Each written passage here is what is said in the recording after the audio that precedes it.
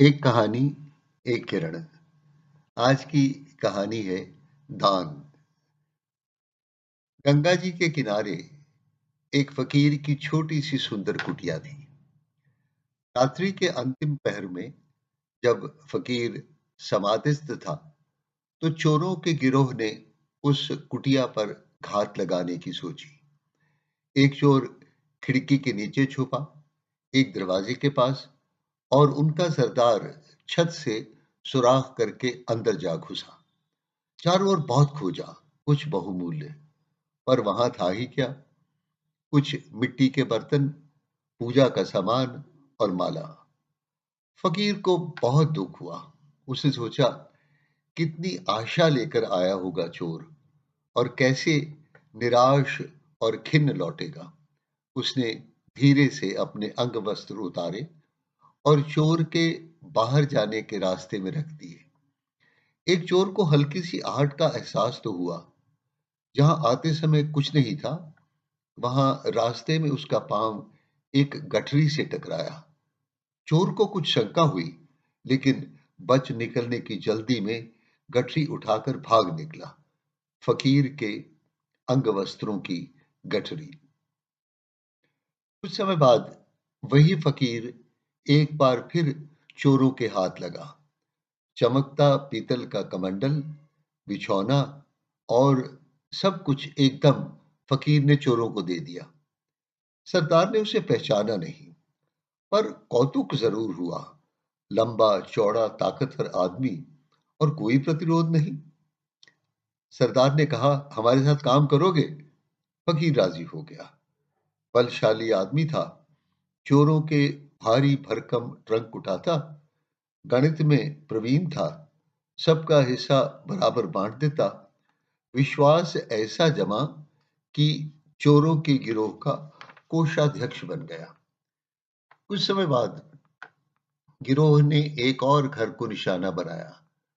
सब घर छान मारा, चप्पा चप्पा जगह खोज डाली, सब घर के दरवाजे द्वार खोल डाले, कुछ भी हाथ न लगा। बहुत निराश लौटे। गांव के बाहर जाकर उन्होंने कहा, आज की तो रात एकदम बेकार हो गई। फकीर ने कहा, किसने कहा बेकार हो गई? मुझे उस घर के लोगों की करुणाजनक दशा पर इतनी दया आई कि जो कुछ अपना और तुम्हारा मेरे पास था, वही छोड़ आया। कुछ भी नहीं था बेचारों के पास जिसे चोर ले जा सके। कैसी मुसीबत में रह रहे होंगे। आज की रात बेकार नहीं हुई, धन्य हो गई है। नए चोर का विश्वास करें या उसके कृत्य को गिरोह से विश्वासघात माने। सरदार एक गहरे अंतर्द्वंद्व में फंस गया। पर एक बात उसे महसूस हुई कि ये नया चोर जरूर फंसवाएगा। चोरी के व्यवसाय में निष्ठा की कमी देखकर सरदार को तो बहुत क्रोध आया, पर फकीर की आंखों में झलकता विश्वास उसकी उठी तलवार की जंजीर बन गया।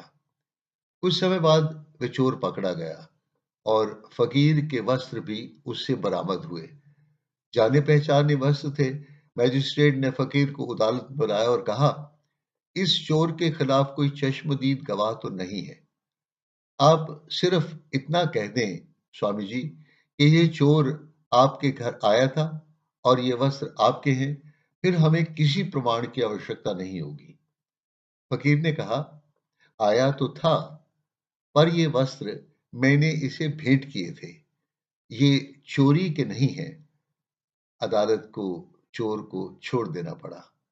फकीर उस दिन अकेला नहीं लौटा, चोर उसके साथ साथ था।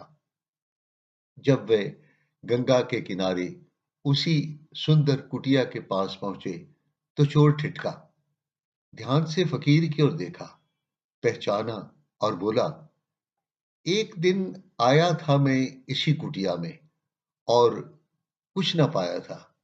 आज फिर आया हूं, और ये कुटिया बहुत समृद्ध लग रही है। फकीर ने मुस्कुराकर दोनों हाथ आकाश की ओर उठा दिए। उसकी खामोशी ने कहा, दान सदा अनंत है। मन में सुख बांटने का निश्चय हो, तो देने वाला कितना भी दे, उसे लगता है और दिया जा सकता है।